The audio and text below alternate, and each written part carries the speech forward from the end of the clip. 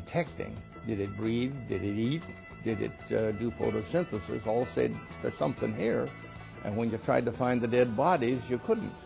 So that kind of left us in the position why the jury is still out. In the end, we ended up with 2 successful landers on the surface and 2 very successful orbiters that exceeded their lifetime by many, many months.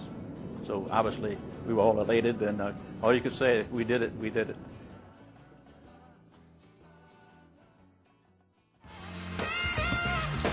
When we flew by Neptune, people were standing in line at night at planetariums in order to be able to see the images coming in from Voyager, because they weren't on the web in those days. There was no web. You had to go somewhere in the middle of the night to see it. It became a worldwide event when Voyager was flying by these worlds, and I had no idea that it would have that kind of an impact. And of course, that in the long run is the most important thing Voyager's done, is show how much there is, the new frontiers of space. You're a shining star.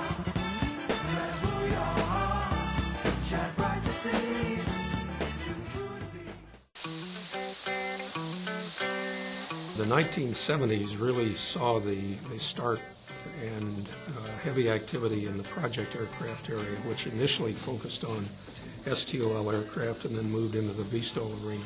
So the rotorcraft work got underway very heavily and has continued to today until it is the remaining flight research activity.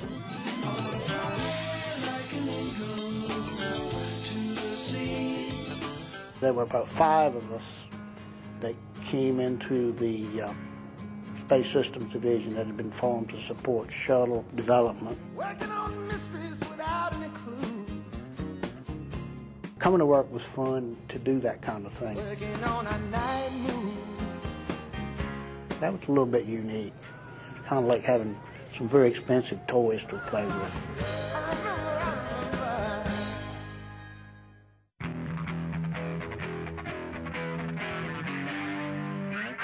The development of the shuttle. I think that was a magnificent development program. You know, there were an awful lot of people, including some people at Langley, that were very hesitant that the shuttle would be successful. Would all those thousands of thermal tiles underneath protect it? Would it burn up? It turned out to be a tremendous opportunity.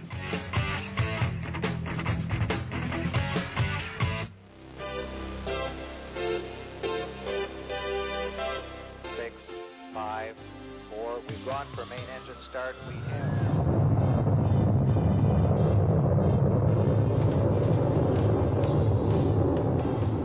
America's first space shuttle, and the shuttle has cleared the tower.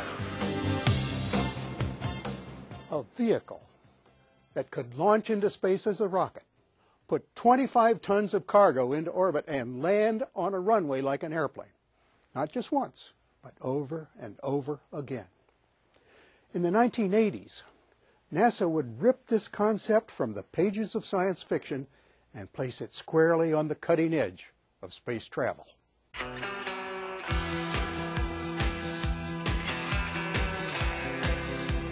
Going up the launch pad, looking up and seeing, this huge, rocket that kind of sounds like an animal. You can kind of hear the gurgling and the hissing, and, it sounds like it's alive. The few seconds right before liftoff, every time I've done this, has been a little bit of fright about whether I really want to be doing this or not. 10 seconds, we have to go from the engine start. I was really just focusing right on the tasks at hand and trying not to think about, the fact that tons and tons and tons of rocket fuel were about to explode around us. Liftoff of Shuttle Discovery. Discovery roll program. Roger, roll, Discovery. Discovery on the proper alignment of the 8.5-minute line to orbit.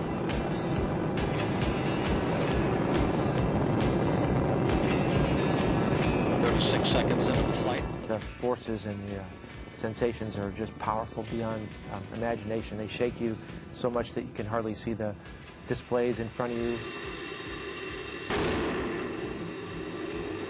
Right after the solid rocket boosters are jettisoned at 2 minutes, it's a very smooth ride. The acceleration is very powerful, and you're on your way to orbit with a very different feeling. as soon as you achieved orbit, the engines cut off. Just instantaneously, you go from being pressed in the seat to hanging in your straps and sort of floating in the cockpit.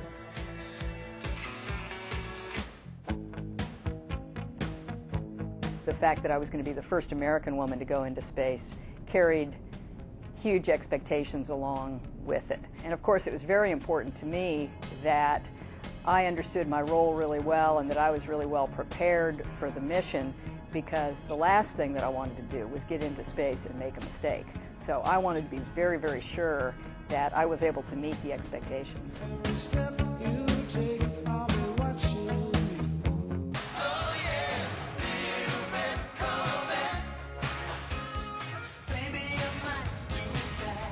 But it wasn't for me a desire to be the first African American in space. My desire was to make a contribution, just to make a contribution. And I think I probably told people that I would probably prefer not being in that role versus being in that role, because I figured being the number 2 guy would be a lot more fun.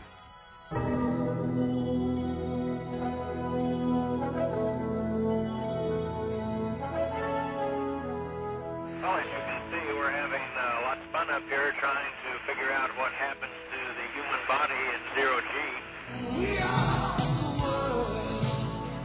We are the children. It feels like you weigh twice as much as you normally do during the entry portion. Once you get on final, all of the emotions and focus are just on that last little bit of landing, and it's a neat way to end a flight when you actually get to put your hands on the stick and fly it yourself. Gear down and locked. Touchdown. Engines throttling up. 3 engines now at 104%. Challenger, go with throttle up. Challenger, go with throttle up.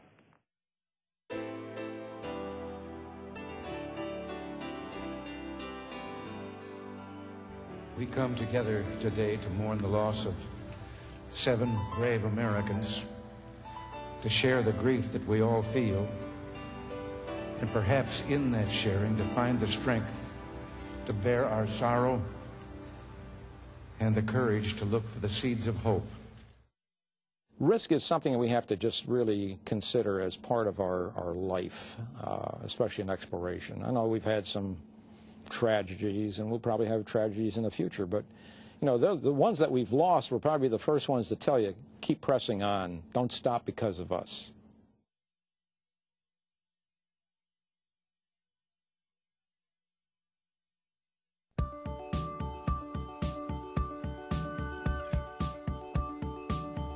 My role as a mechanical engineer was to find out, you know, what fell apart or what happened. And we finally found that the O-ring supposed to be designed so that pressure on one side pushes them more securely into place. The housing for that big O-ring was just the opposite. The pressure actually pushed it out. Finally, of course, when the thing burned through and actually burned the nozzle through, it was pretty obvious to see what the problem. So with we got the job of redesigning. 1, 0, and liftoff. Americans return to space as Discovery clears the tower. Roger roll, Discovery.